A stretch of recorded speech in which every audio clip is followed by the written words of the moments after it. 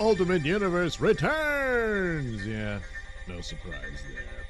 So here we are at Bounding Into Comics talking about it, that Marvel Comics will relaunch the Ultimate Universe with new Ultimate Spider-Man series helmed by Jonathan Hickman, who, of course, is doing the Ultimate Invasion series, which will introduce all of this. And it stands to reason if you're going to go back to it and restore it. It all began with Ultimate Spider-Man.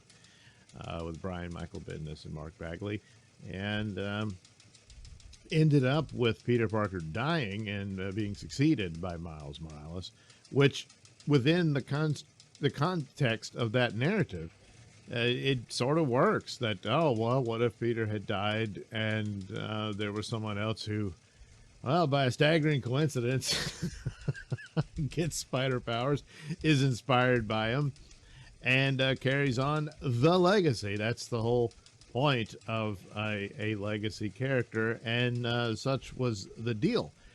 Eventually having them meet and all that sort of thing from the original Spider-Man and Miles meeting him and that sort of thing.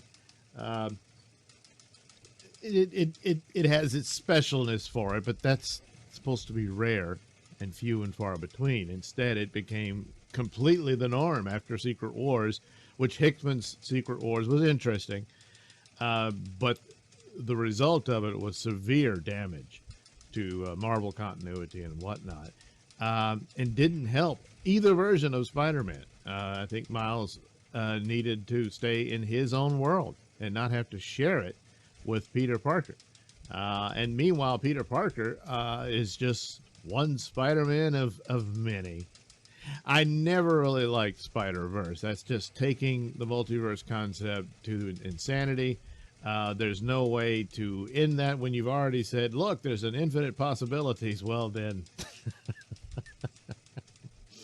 you know, in this issue, he doesn't stub his toe. In the next issue, he does. You know, in the other universe, what have you. You know, it's no. You need to get back to mysteries and adventures, and there's villains that got nefarious plots, and Spider-Man's got to overcome it, whichever one it is. And hey, the best series wins. Well, obviously the original would always dominate because it's the original. But if you can come up with interesting takes, which was the whole experiment for Ultimate Universe, was to get beyond the cluttered continuity, which can be difficult. Then an offshoot, what have you, says, well, let's see how it goes here. If it's this way or that way, they updated a lot of things in it for the time, and that sort of thing. But eventually it became convoluted very quickly. But a lot of it depended on reimagining previous plot lines and whatnot. And some, they really went wild with different versions of the Vision and Galactus and all that sort of thing.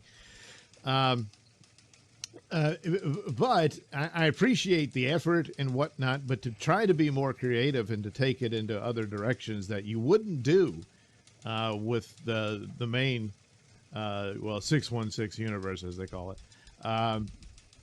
That's the whole point of it. Does it run out of gas eventually? More than likely, and then I suppose you could reboot it again or rest it for a while and that sort of thing. But it's always going to be this sort of special project type deal. And it's never really going to catch up to the original. Unless you make a brand new original character who isn't called Spider-Man, but is something else, you know. But, well, they didn't do that, and it had its run. I actually liked the Ultimates series. I thought it was the best of the batch. But everything ran out of steam, you know. But the choice to carry over characters from the Ultimate Universe into the main one at the end of Secret Wars, I think was a mistake. And just the idea that it just still existed somewhere and say, oh, well, they're sealed off and they can't go there. And of course, eventually they would, and that sort of thing, and move on with their separate timelines would have been for the best, provided they wanted to revisit that. And if it was just a Miles Morales comic book series, then so be it.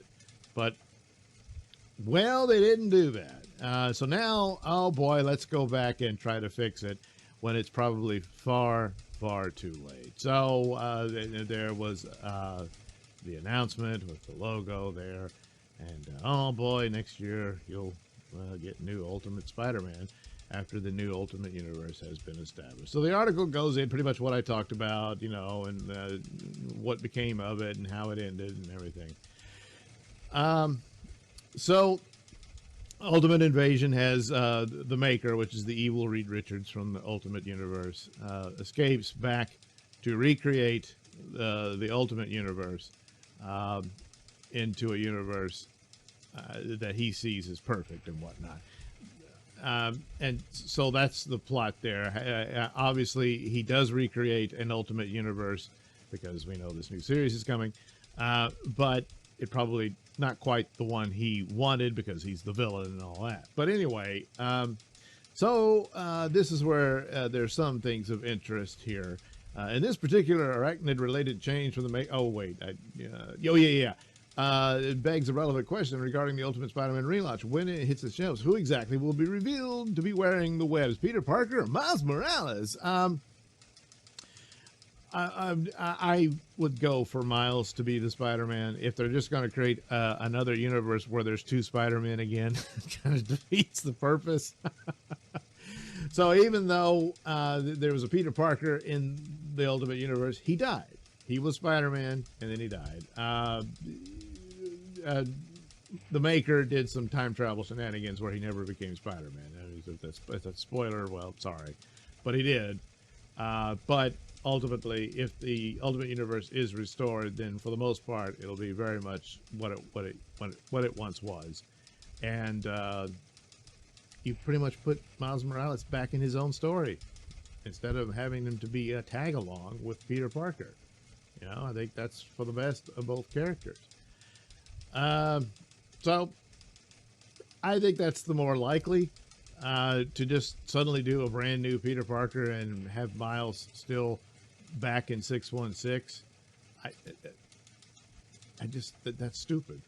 Now here's the scene in the first issue of Ultimate Invasion. Maker offers him a trip to the universe, and he says he's fine.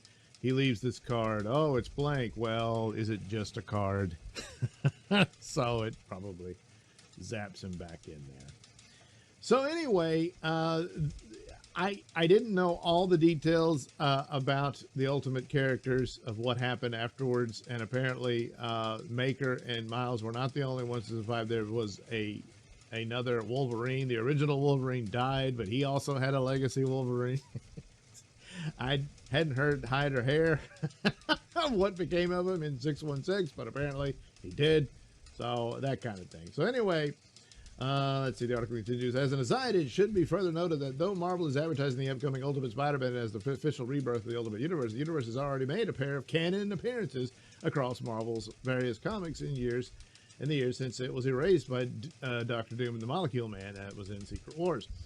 So the first came in the second volume of the Bendis-written Spider-Men, whose conclusion revealed that the universe was alive and well, that being the Ultimate Universe, and its then recently revived version of Peter Parker standing shoulder to shoulder with the current team of Ultimates. So, technically speaking, this world was going on, so it would mean that the Maker traveled back in time and changed the history of this, and that the Ultimate Universe still existed, as revealed in this one, and all of that. And so maybe it's just, well, time repeats itself, and Peter eventually, dies again. And so the Ultimate Universe was later seen once more in 2020's Venom Volume 4, number 26, wherein the Maker is shown successfully activating a gateway back to the 1610 Ultimate Universe, which is in his absence has become a desolate, superhero-less hellscape. Ultimately, no pun intended, whether or not these events receive any mention or play into the events of either Ultimate Invasion or Ultimate Spider-Man Volume 3 remains to be seen. Well, I imagine this would be quite the motivation for Maker. And they, perfect. So it's a universe he can remake and all that stuff. And this convinces him, oh, if only I'd been there, this hellscape wouldn't have happened. But then again, maybe he's the actual cause of it as he travels back in time. But anyway, even without mentioning, you could easily surmise that that's the deal. and that would explain why Peter Parker is still around in that version, but ultimately to come to his same fate with Miles Morales returning to be Spider-Man. It's just a really a difficult and a long-winded way to admit you made a mistake and set up his own title within his own universe. And I think that would be for the best. Of course, you still got to actually write the stories well if you expect people to return and collect Miles Morales Spider-Man adventures.